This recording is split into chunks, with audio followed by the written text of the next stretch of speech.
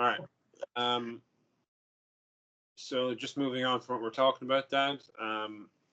You want to get on a call again and kind of carry on from where we left off last February? You just kind of explain where you've been at the last 12 months and everything you've kind of gone through and how you're feeling right now. So what do you want to discuss, or what? Well, I suppose at the moment, I suppose how am I feeling at the moment? I'm feeling pretty okay. So I do quite amount of exercise. I've discovered that if I can keep my walking low and do more cycling, like during the last couple of months, I tried to play table tennis, but it was just too hard on my feet at the moment. My ankles were really. You enjoyed it, yeah? Yeah, I really enjoyed it. Yeah, but I want to get back into it. But I find the cycling, like I've been cycling 4 or 5 times a week, doing hour cycling 4 or 5 times a week. And I usually do a walk every evening, every night for about maybe 20 minutes, maybe 40 minutes sometimes. But I feel my ankle and my knee I won't say they're okay, but they are, most of the time, I can walk in reasonable comfort, which is a huge, nice. I won't say complete comfort, I won't say there is some discomfort, some pain, but I find the cycling, an hour cycling, an hour and 5 minutes cycling, I have certain routes, and yeah, I think that's what I should. While I can still get up on a bicycle, that's the main exercise I should do. I think one of the main exercises I should do. Yeah, I think so. Makes sense. And yeah, so what do you want to kind of discuss, or what kind of? Well, we were talking about, like, I suppose, where, like, how did all these things? Like, I've had a lot of health issues over the last probably 30 years now. Yeah. Started in the 90s with I started getting very stiff, very arthritic all over my body, and then continue on from that. Then I had to give up work in my early 50s because I could no longer work what I was doing, engineer. Couldn't get in and out of buildings, because my hips were really I had to get major surgery on my 2 hips. I had to get 2 hip replacements. And then continued on with that, and then the last, I suppose, since 2015, when it was diagnosed, I had problems with my prostate and all that, and that went on to 2020. Then when it was discovered that I had metastatic prostate cancer, it spread outside of the prostate, and it was gone on to my bones. So I suppose since 2020, which is 4 years now coming up, I suppose I've been on a bit of a crazy journey, because I didn't go down the medical route that they wanted me to go down. Like I was put under a lot of pressure, being told I was irresponsible and many other things because I wouldn't do chemotherapy or do radiation. But I suppose then over the years with different things, wonder, like, why do these things happen? And I suppose I'm not saying this is the reason why it did happen, but there is I've come across this one thing is called German New Medicine, and I was reading articles on it there the last probably 3, 6, 9 months, I'm not sure when ago, and saying, I suppose it resonated with me a bit. Maybe there could be something in that to do with my health. And then I came across a guy, he's an Australian guy now, he's probably in his late 70s now, early 80s, a guy called Ian Gawler. And he speaks about the same principles as well, about that his theory was like that he had major, like when he was quite young, his mother died. He said he had very, very privileged childhood up to maybe, I don't know, 10, 11, I'm not sure, 10, 11, 12, 13, something like that. And they were reasonably affluent. I think it was in Melbourne in Australia. I think his father was a vet. But his mother died quite young, which was quite traumatic for him. And then he said, well, at least it wasn't too bad. At least I have my dog, and he said he was very, very attached to his dog. And then about 6 months after his mother dying, his dog got hit by a car and got killed. And like he said, he lost kind of all faith and everything like that then. And he said, just got on with life. And when he was in his, qualified as a vet himself, and when he was in his early 20s, he was diagnosed with bone cancer, and he had a leg amputated. But his whole, that's kind of a gist of the story, which is his whole belief or theory or thinking that could have the stress of the trauma he went under or through at that stage was left a mark on his body, which developed into cancer. Okay? And that's what German New Medicine kind of states as well, that if we have major traumas in our life, that they can leave a mark in our body. That's my understanding of it. Somebody else might have a different understanding. They can leave a mark in our systems, in our bodies, that can develop as something else. And if you can't or don't go about healing the initial cause of the trauma, then you can cure the arthritis, you can cure the cancer, but it'll come back in something else unless you rectify or cure or deal with the source of the problem. Okay. So if I put that into my own life scenario, around 94, I suppose 93, 94, 95, 96, them years were highly, very, very stressful, very, very traumatic. And then I suppose my arthritis came on quite aggressively in the late 98, 99, 2000 of it. So is there a connection between the two of them? I don't know. It's an interesting period of history as well. That period of time was a very extreme time. There's a lot of change going on in the world as well as a lot of change going on in your life, right? How do you mean change going on in the world? There was huge technical changes happening in the world at that stage. The internet was really taking off, you know what I mean? Like the world was really full steam ahead. Like a lot of, like it was a very fast paced life compared to the 10 years before that. So I don't know, was I even aware of that, because I was in a kind of I was in a personal fight or flight mode constantly, I think. Yeah, just reacting. I'm like, it's like, oh, computers, here's a computer, children. Here you go. It's just, it's not thinking about it. I just mean, like, it's looking back, that was a crazy period of time, whether you realize it or not. Like, there was huge changes going on. There was everyone was working super hard, making money. You had all sorts of crazy stuff happening in your home life. It was a busy, intense, like I said, crazy period in general. Yeah. Well, I was the opposite sort of view, because I was losing money that time. I lost all my money in that period of time. So I lost all the properties I had. Was it before? Oh, it was just around that time. Yeah, that's when the properties got sold. Yeah. Yeah. Yeah, but you were working hard also. You know what I mean? Probably busy at work as well.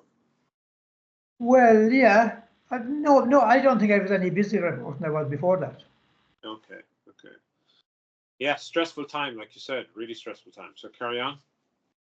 And so then if you look at that, and that was like, that means I had to change my whole life, like that changed that time. And then if you go on then to 2010, I suppose 9, 10, 11, when the gym failed, and then with the person who was in business with me at the time, who sued me as well and all that. That was extremely, extremely stressful. And then the banking, like, because I had no money, and the financial situation with the banks and with credit cards and with loans and all that. And you had, that was very, very stressful as well. And then, Wild 20 years. then after that, then 2 or 3 years I had that, then I thought that time I was on, like when I got the diagnosis that I had prostate problem, the prostate cancer was a complete shock to me, because I thought I was on a reasonably good diet. Well, And you were healthy, but you still had gone through a lot of stress right up to that, like, you know?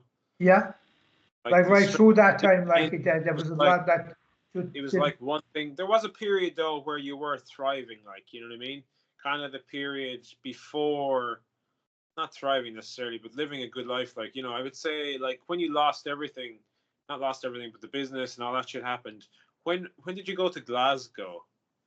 That was 2006. That was after the business failed. No, before it. The business failed Okay. 2011, 12 when the crash coming.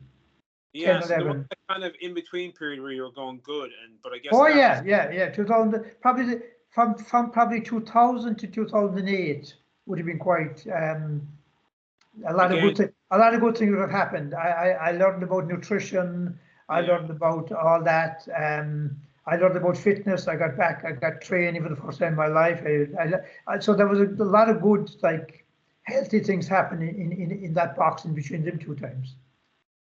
But at the same time, simultaneously, there was stuff going on with your mortgage then, and, you know, leading up to that. You know what I mean?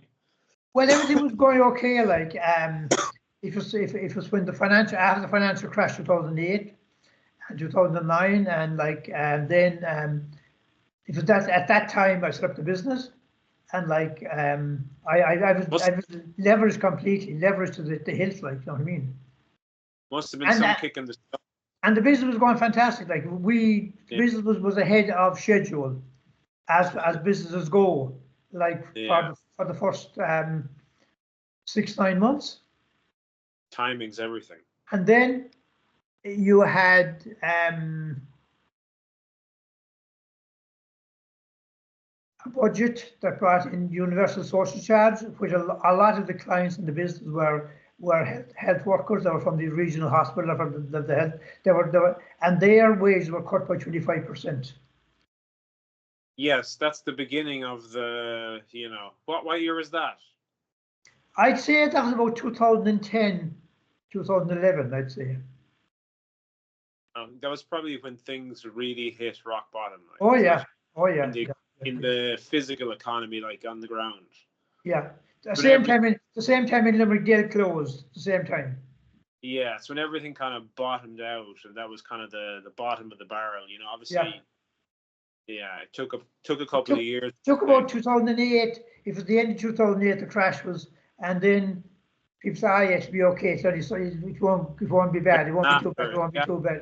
It's about a year or 15 months after before it really cracked. Yeah. So and that time I suppose then, like, that was really another very, very crazy time, and I look at it then, maybe was that the cause of the diagnosis of cancer or had the prostate problem in 2015? Yeah, probably all the banking crap probably kept you very occupied as well. So for probably 4 years, 5 years? Well, it kept me occupied, but like not in but it was very, like, getting phone calls from different financial institutions regularly. Didn't know how to deal with them then. There was no idea. I learned so much as well, but like during that learning, it was extremely stressful. Oh, fear, like, as well, like fear, yeah, and like then like I was like, if there was guys coming to the door, like I was looking out the keyhole, I was seeing like what they're trying to serve me a summons.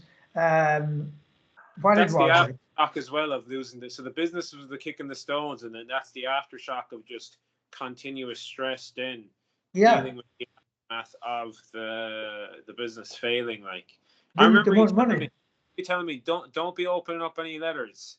Use the kettle. Yeah. Remember, it used to be like letters stacked beside the kettle because you just be opening with that. Like, so you know, it was yeah, it was. I remember it was weird, like, you know, but again, at the time I probably didn't want to. I tried to just probably not think about it too much, or I was like, it's fine, sure, yeah, fuck the banks, you know. I was like, yeah, fuck those guns. I don't want to leave the house. But yeah, so that kind of led up then to when did you get your diagnosis? Well, First? the diagnosis was 2015. Why was that? What was the first reason why? Because I had a blood test and they showed the PSA was higher than normal, and they did a physical examination and they found a tumor or a nodule in my prostate. Oh, okay, very good. I see. Okay, so that what year was that? That was 2015, June 2015. 2015. Okay, interesting. And 2015, I came back 6 months later to Ireland. And where were you? You were in Thailand, yeah? Probably, did I go to Thailand that winter? I did, yeah. Yeah, so then you kind of, I guess you were dealing with that away in Thailand, kind of. How Well, you see, if long? it was kind of watch and wait in the start because they weren't quite sure how serious it was, like with because it was encapsulated within the prostate, which I don't know. What I was told, if it was outside the prostate or if the tumor was indeed like if someone was inside and someone was outside, I mean it was growing aggressively. Yeah. So but then like in 2020, then when it had spread, like then it was they told me like it was treatable but not curable with radiation, chemotherapy, and hormone That therapy. that was June 2020, just after you went back. July, the end of July. July, the end of I July, remember yeah. I was in Phuket in a condo, and it was it was quite a strange time. I remember it well. It was a rainy week. I think I got an ear infection that week as well. Funnily enough, the only ear infection I've ever got in my life in the sea. Got whacked by a wave. Yeah. Yeah. So, okay. Yeah, that was a tough period, right? And like you said, a lot of crazy stuff leading up to that. So, continue from where or the philosophy of the German methods and how you think that these maybe things are interlinked. Well, like if I go back to the mid-90s, Yeah. like I was living in like they say like people come back from war and they're suffering from PTSD. Like I felt I was living like thinking back and looking back, and like I was living in a very like for the year before separation and that year and afterwards, like it was living like like it was really very traumatic. Like because up to the time of separation, I had told nobody Yeah, it's a of different world as well. the everybody thought like everything was grand. Of course. And I was maybe I was in complete denial of what the situation was as well. But I was living like I was living in a um, in constant fear, constant stress. Yeah. Yeah, it's crazy. So like I don't know whether them things have bearings on both of them events have bearings on the major health issues or not. I don't know, but they definitely I think they follow a have. pattern. They follow a pattern. Yeah. And it's I suppose it's trying to. When I came across it was interesting to come across it like, and I suppose because people who would be thinking or who would be operating in a non-conventional way in life.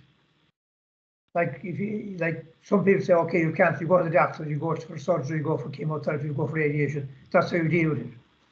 Other people would ask me, well, what caused your cancer? question. Yeah. When do you think it started? And that's kind of, I suppose, them questions were always in my mind and were never answered by me. And then you come across this thing like Ian Gawler or German medicine. Maybe there is something in that. Maybe like it is like that. I myself, yourself, like myself, I caused, not intentionally, unintentionally, I caused my cancer by the way I was living my life, or I caused my arthritis by the way I was living my life, or by the way the events in my life, it's how my body dealt with the events in my life. Yeah. And maybe like going back to the time of the mid-90s, the breakup, I suppose being in denial and not admitting what was going on as well. Yeah. Just surviving again, you know.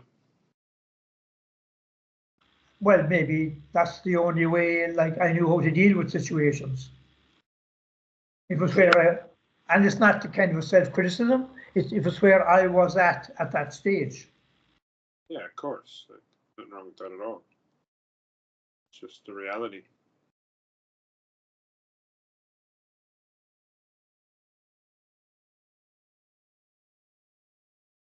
Go on, continue. Yeah, no, but anything else you want to say or ask or? No, but like you want to like explain like kind of what you're working on now, or kind of your frame of mind compared to before. Like you said before, you're trying to cure your cancer, but in doing all these different things, which are good as well. But how do you move forward then with this method? That makes sense. Well, yeah, that's a very good question, and I can't say I have the answer to how, but like what a lot of people say, you have to forgive yourself. You don't have to be too you don't have to be too hard on yourself. Yeah, that's a big thing. I would say I do That's, that myself. I yeah, do that. that is a very difficult one. You could say like, and they say you forgive anybody who you feel has done you down in life or has hurt you or has offended you. That's another very difficult one because you feel sometimes you feel you have forgiven somebody, but how do you know for sure if you have forgiven somebody or not? How do you know for sure if you have forgiven yourself or not? How do you know for sure if you love yourself or not? I think You know it's what I mean? practical. Okay, can I give you my opinion on this stuff Yeah. when I've and just my own difficulties dealing with things in general, like stuff like that, like trying to forgive people and move on. I think you'll always have maybe an initial reaction sometimes to an emotion, and you'll be like, "Oh yeah, fuck that person," you know. But I think that's okay as long as you check yourself and not allow yourself to stew on that, you know. Easier said than done as well, because sometimes things can just catch you and you can kind of go into a thought process, a negative thought process, you know what I mean? And as Yeah, well completely. and as well with ourselves too, like, you know, like looking back and like being hard on ourselves for, on something that's happened that you can't change, you know. So I think the only way to do it is just to be like, okay, you know, like almost talk to yourself like, yeah, that was not good, but it's okay. You can't do anything about it now, and tomorrow's another day, and the sun will shine again, you know, and you will be able to move on.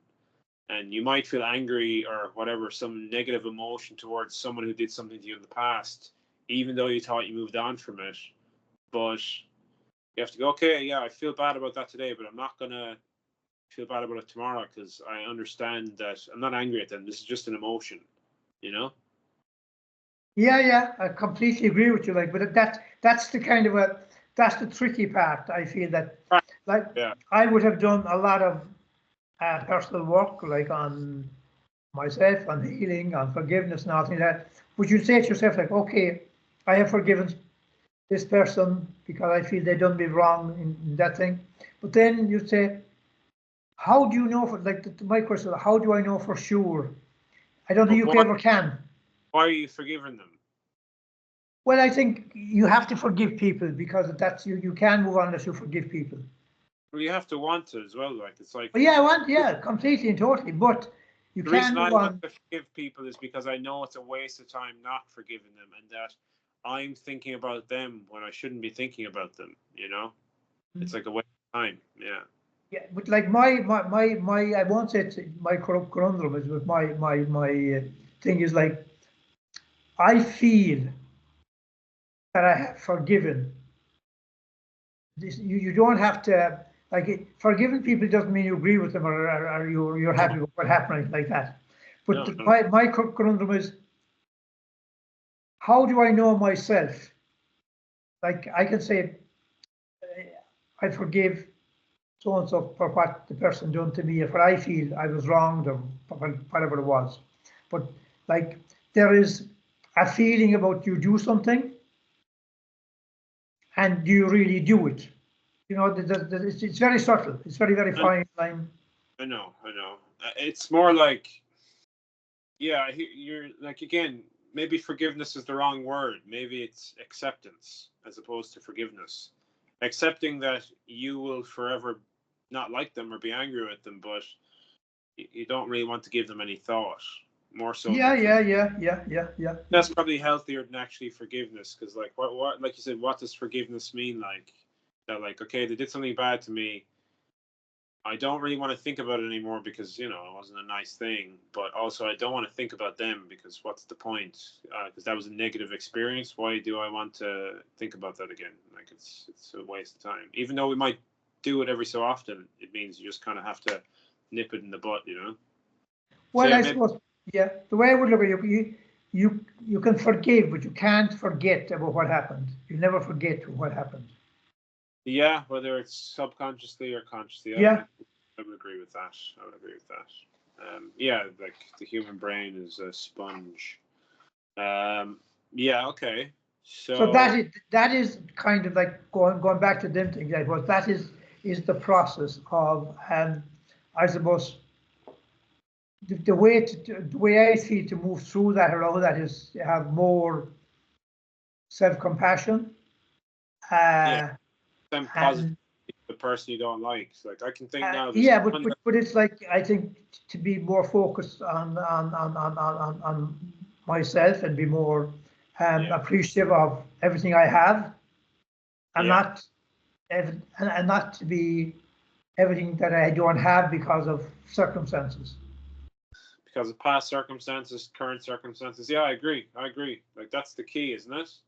Yeah, but that's like they're all very fine lines to be like forgiveness. Like people can say, oh yeah, people can shake hands, forgive you, but then under your best, oh that fucking bastard. You know what I mean? That's not forgiveness. That's kind of um Oh just no, that's bitter. That's bitterness. yeah. I like if a fella in the pitch and there shake hands, the next ball comes, he just your man like really goes Yeah, in and fucking. Do you know what I mean? So like words are one thing, but it's like it's how you feel or what your intention is yeah, the I agree is with the that. main thing. Yeah, intention is everything, right? So, where are you going with this? Well, I suppose where am I going with it? I suppose what I want to do is like as part of my path going forward or my healing or call it what you want to, that I I feel, I suppose, over the last number of years, like that I have let a lot of that stuff go. I feel that doesn't mean to say I have let it go. No, it takes time though as well, right? So that is probably an ongoing Yeah, an ongoing like an ongoing work in progress, and will continue to be. yeah. And if you're working at it, you'll see slow progress, probably like an injury or something like that. You'll noticeably get better over time. Well, yeah, I think, but yeah, and like I suppose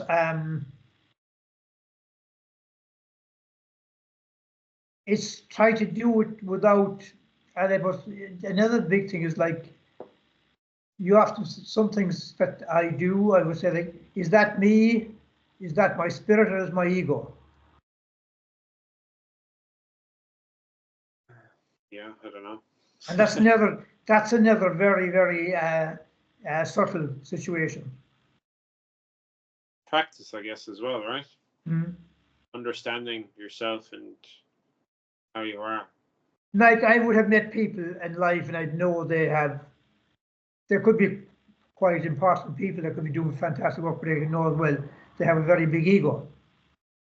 Yeah. And I could have other people and they could be in the same situation and you'd know, I'd feel they have no ego. I could be wrong with both of them people, I don't know. Like people can give a perception that they are holier than thou and they mightn't be.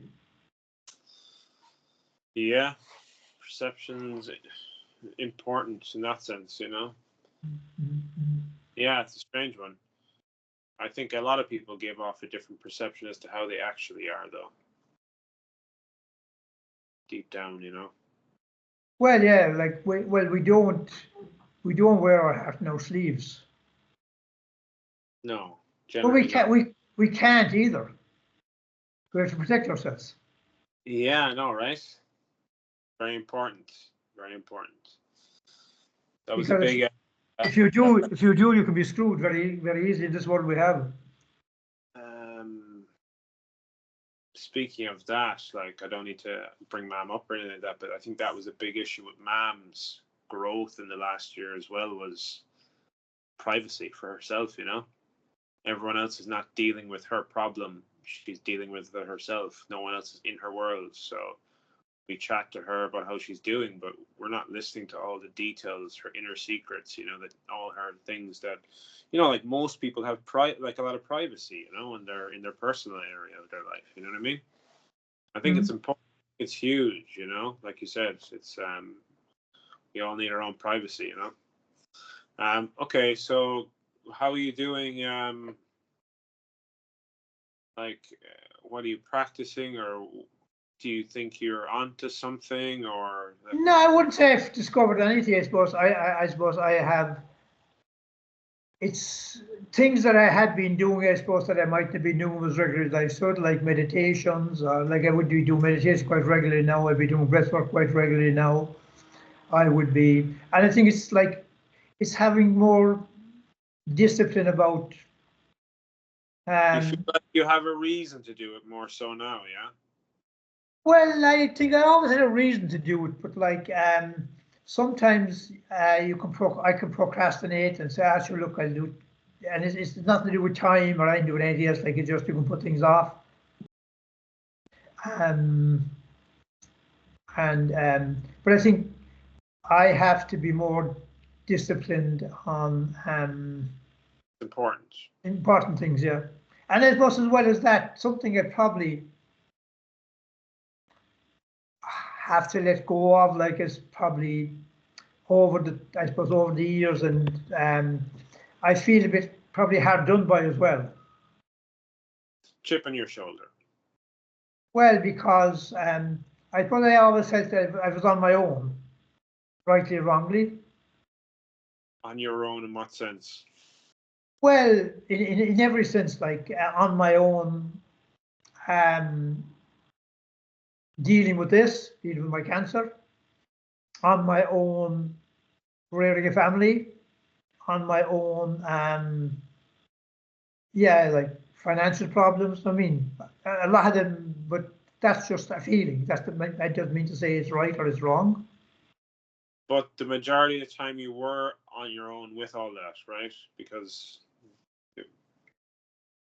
it was just you dealing with it. Yeah. Yeah. It's, and how do you feel about that? You know, like in terms of, like you said, dealing with it or thinking about it, or do you feel like you're making peace with that a bit more now? Like even if you weren't, that's your experience, so that's important. You know what I mean? Mm-hmm. So like, how are you kind of feeling about that now? Well, I suppose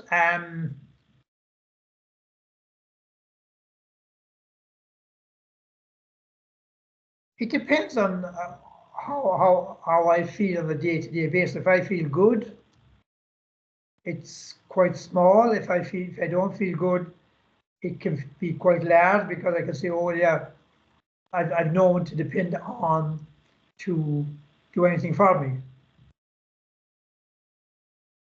Yeah, that's the negative speaking then. Yeah. But there's a reality in that as well. Of course, that's just one side of it, you know. That's only one side of it, yeah. Yeah, I think being around people makes it a little bit easier on those harder days.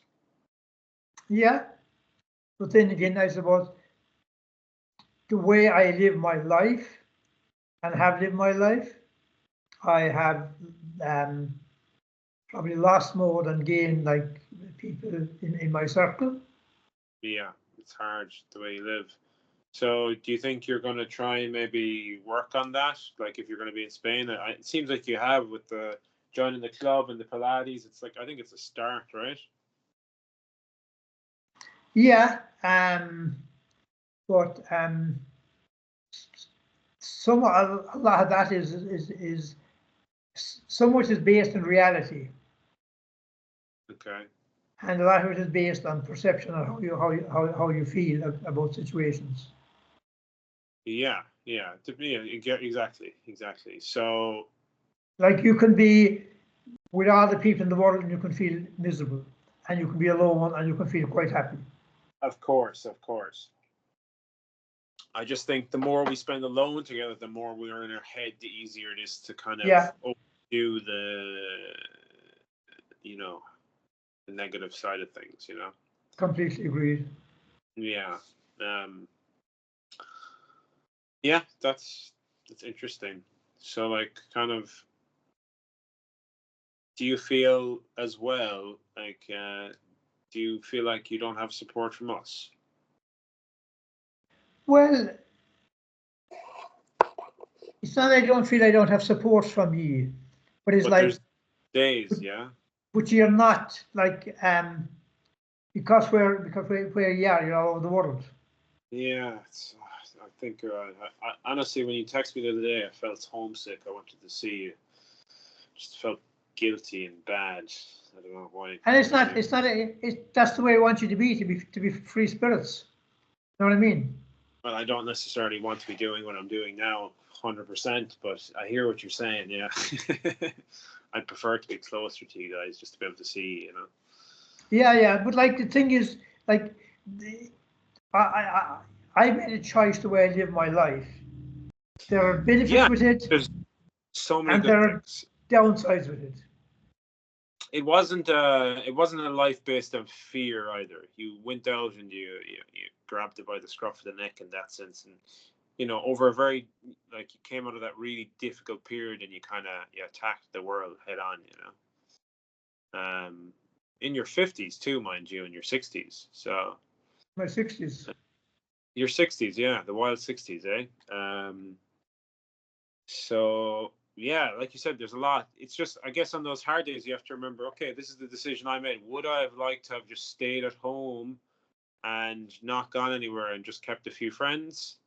Maybe those friends would be dead now, or you know what I mean? I do completely and totally.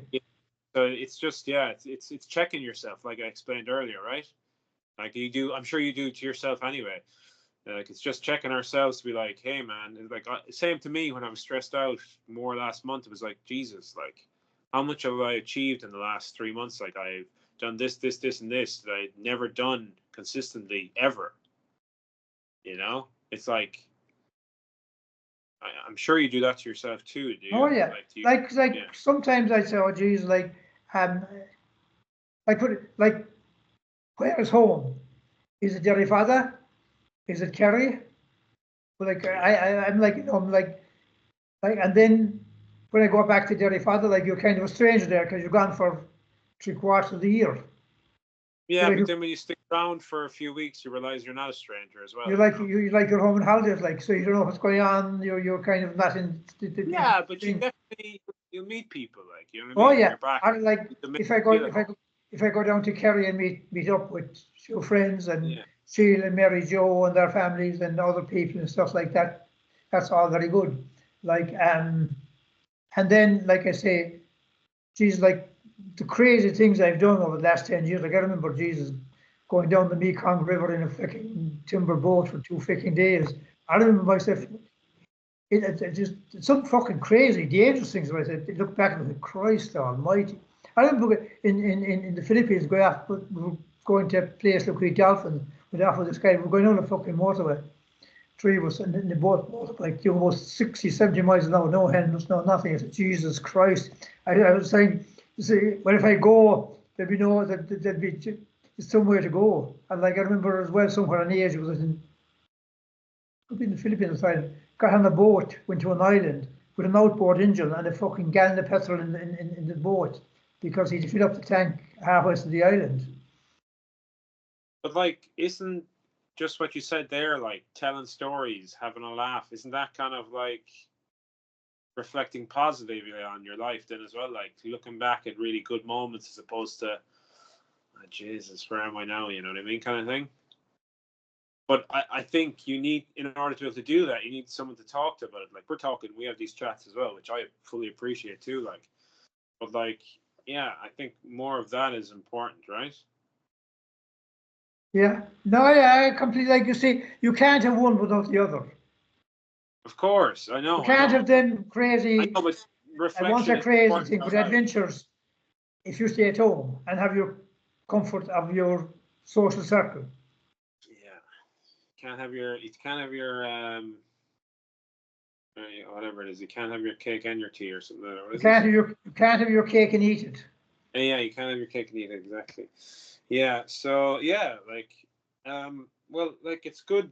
I think it just probably, like you said, you practice a lot of these things already, like, you know, forgiveness or gratefulness, just mindfulness. But maybe this has given you more of a manual or a reason to follow a manual properly. Does that make sense? For whatever reason, this thing clicked at you like, I need to take this more seriously and add in a few different things that I've been doing already and really kind of, because you're so interested in all this stuff for so long, like you're kind of really giving it a go. Does that make sense? It does, because I suppose like when some thought came into my mind, I was saying that when I got diagnosed, like, and I don't know how you felt. Would you feel I should have gone down the medical route? You know my problem now. I was the one that fucking pulled you off the ledge. Everyone would probably hate me. But anyway, like when I started doing that, like, and then I was on my own, and like I had nobody. Like I was trying to research and trying to know. Like, I said, yeah, don't mind that. Do what you want to do, but then you have to fucking deal with it. Like, you know what I mean? It's all good me saying it to you, like, but you're the one who had to figure out all this shit then, like, and you were probably like, that fucker. But like, you know, that's what I mean, and that's why I felt so. Like you said there, do I feel supported by you or not? But that was, it wasn't that I was blaming you for not supporting me. I just needed somebody to catch me by the hand and show me these things. But there was nobody there, so I had to work it out myself. Rightly or wrongly. Okay, tough talking. That's the best thing that could ever have happened to you as well. Easy for me to say because I didn't fucking help you.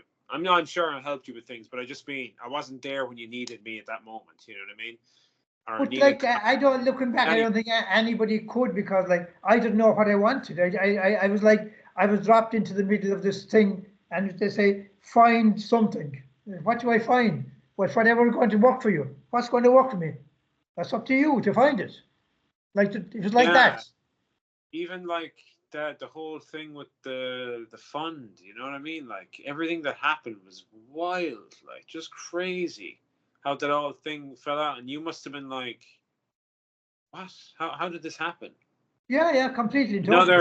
Just another incredibly positive thing that happened to you, you know? Like when that was started, but in my thinking, no. Where's 20 grand, mother? Fucking hole. That was my kind of logical thinking. Like, again, you did that yourself as well, though. You had to do that yourself too, and you figured it out. I know people helped you, but you to get the ball rolling, like. But I suppose, like, I had to start it. Yeah.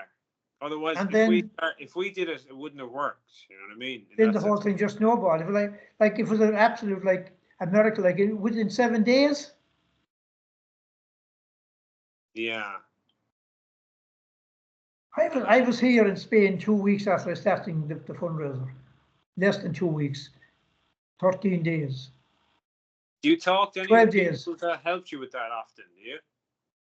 I would be like the main people. They would be still like the main people would be, I suppose, Bernard and Susan, who started with me, and Connor and Brian and all them. And you speak to them regularly enough, yeah? Oh yeah, sure, Jesus. Brian and Connor be very good friends of mine. Susan and Bernard as well be very good friends of mine.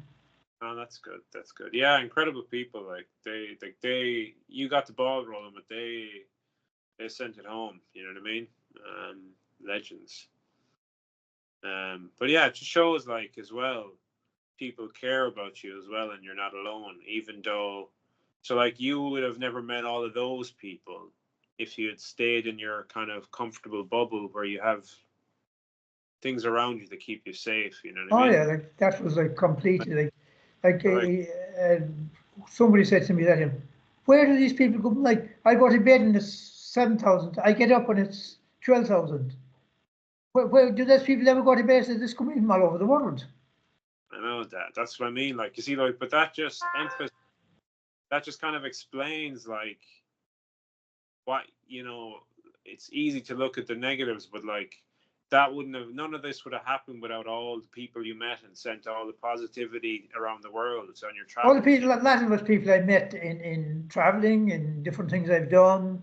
But you're such a positive person as well. Like you would have like had an impact on those people, you know, like, and that's why it happened, because you impacted those people, and then you will be forever connected, you know.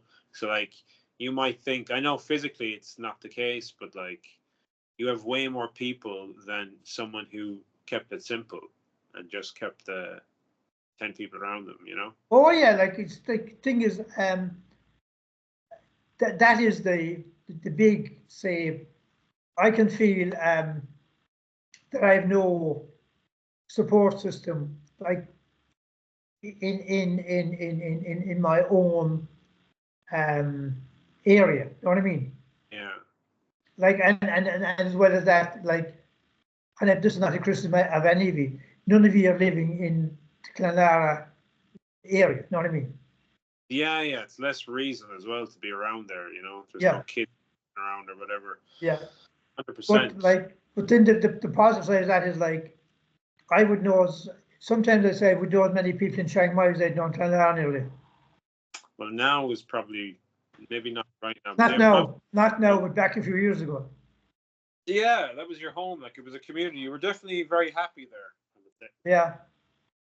But like, well, maybe we can get back. These things wouldn't have happened if I didn't just do these things. You know what I mean? Yeah. Do you miss Thailand? Yeah. Definitely hope to get back there. You miss the daily action where there's always something going on. Well, yeah, especially in the north, especially around December, January, when it's like you have about 3 or 4 hours in the day when it's quite warm. But then for the mornings and the evenings, it's just, the weather's just beautiful and fresh, and there's always activity going on there. Well, apart from the weather, what do you miss most about Thailand? Like the difference between where you are in Spain and because the people are friendlier there. They can't you make friends there much easier. Here this place is more like clannish or something. Thailand is more open, more friendly, more, you can get talking to whether they're Thais or whether they're expats, or even though Thais mightn't know much English, but you see here it's more, they're Spanish, and there's a lot of expats, but expats kind of stick together. The English stick together, the Swedes stick together, the Finns stick together. It's the same in Thailand, but I just think Thailand's a unique place. I just think there's so. Oh yeah, I know it. I saw it down in it's such an interactive society. But down in Jungtian, there's streets there, especially Scandinavian streets, Russian streets, German streets, German food, Russian food, Scandinavian food. Yeah, but Chiang Mai doesn't seem to have that kind of it's more of a say an Irish stew or a mixture.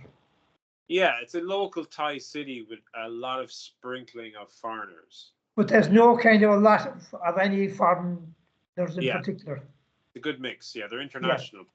Yeah. From all over. Yeah, Thailand's it's a unique place for sure. I find I love the relaxation of Ireland, but after living in Asia, it seems very boring sometimes, you know? Yeah. Oh, no. I don't know, the energy I find in Asia is much lighter. It's heavier in if you know, if you understand what I mean. No, I know. I think as well, it's just when I go to Ireland, I feel old. When I'm in Asia, I feel like I felt when I was in my early 20s. Definitely changed a little bit the last couple of years. But I felt like I felt in my 20s, you know, and I go back and I see people living their lives and it seems very slow, you know, which isn't a bad. Yeah, maybe that's why I like Asia, because you have all age groups are mixed up together as well. Yeah, it's interesting, you know. Like younger people have no problem with connecting with older people or middle-aged people, call it what you want to. I think that probably happens at home as well if you go to clubs and stuff there. But I know what you mean. You see, there's a lot of elderly expats here as well, and younger expats. So, but yeah, no, it's a cool country. It's a cool country. But yeah. So, will you be there? Have you decided what to do? No, not yet. Still, I got probably going to get a job offer from China in the next couple of days, and I've applied for another job. So the job offer thing I'm going to get is $48,000 a year, plus free accommodation, plus flights. Where's that in China? Yeah, that's outside Shanghai, an hour outside Shanghai. It's in Kunshan. It's quite a new city. It's supposed to be quite nice, and it's quite cheap as well. So you probably be able to save more than 50% of your salary, 60% of your salary in the year, which is pretty good. So yeah. So it's a work in progress. Yeah. We'll see what happens.